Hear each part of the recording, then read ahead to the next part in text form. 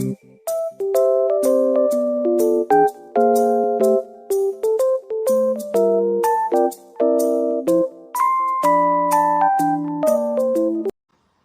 isi, yang pertama ada statistik pengukuran kualitas udara Kota Jakarta, yang kedua, fungsi pengukuran parameter udara, yang ketiga, kesimpulan dari data, keempat, kelainan atau penyakit yang mungkin menjadi temuan. Baik, di sini saya akan menjelaskan statistik pengukuran kualitas udara di daerah Jakarta. Pada tanggal 24 Desember 2022, tingkat indeks kualitas udara di daerah Jakarta mencapai 107% dengan kategori tidak sehat bagi grup sensitif. Lalu pada tanggal 25 Desember 2022, tingkat indeks kualitas udara mencapai 70% dengan kategori moderat.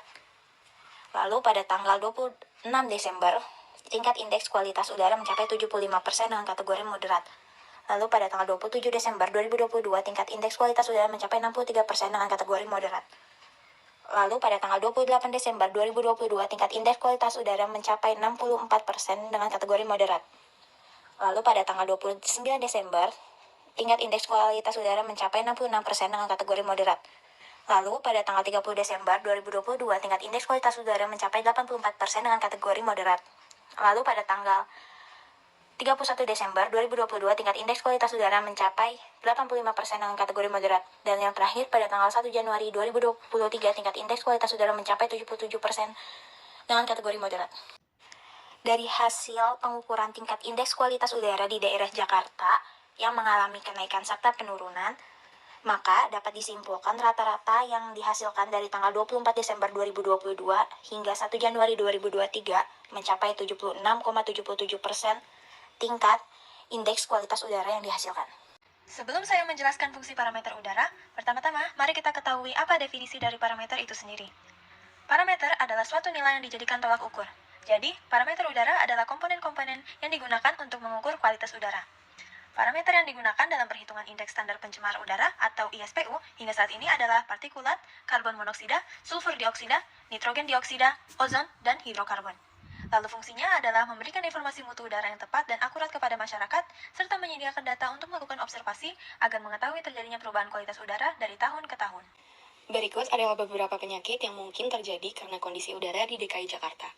Yang pertama ada bronkitis. Bronkitis adalah iritasi atau peradangan di dinding saluran bronkus, yaitu pipa yang menyalurkan udara dari tenggorokan ke paru-paru.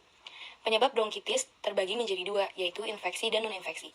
Bronkitis akibat infeksi bisa berasal dari virus atau bakteri, sementara penyebab bronkitis non-infeksi antara lain kebiasaan merokok dan paparan debu atau polusi. Penyakit bronkitis ini memungkinkan sekali terjadi di kota Jakarta karena sebagaimana kita tahu bahwa kondisi udara di Jakarta tidak bagus dan banyak sekali polusi yang bisa memicu penyakit ini. Penyakit yang kedua yaitu infeksi saluran pernafasan atau ISPA.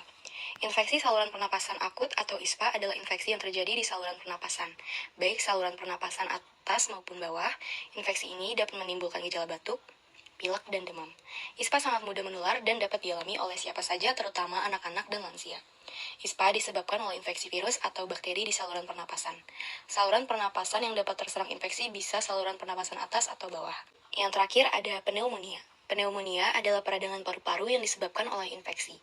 Pneumonia bisa menimbulkan gejala yang ringan hingga berat. Beberapa gejala yang umum dialami penderita pneumonia adalah batuk berdahak, demam, dan sesak nafas. Pneumonia dapat disebabkan oleh infeksi bakteri, virus, dan jamur. Beberapa virus umum yang menyebabkan pneumonia adalah virus influenza, respiratory syncytial virus, dan SARS-CoV.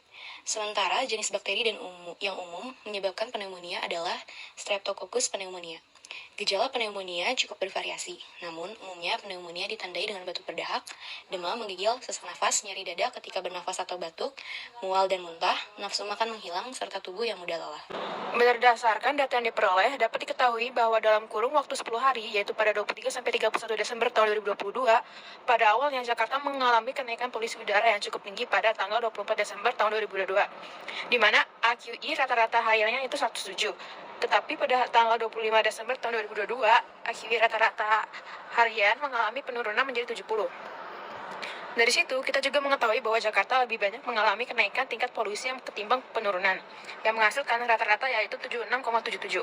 Sehingga dapat kita simpulkan bahwa kualitas udara di Jakarta bersifat moderat, yang berarti udara dalam kondisi baik, namun sebagian individu yang sangat sensitif mungkin mengalami beberapa masalah kesehatan.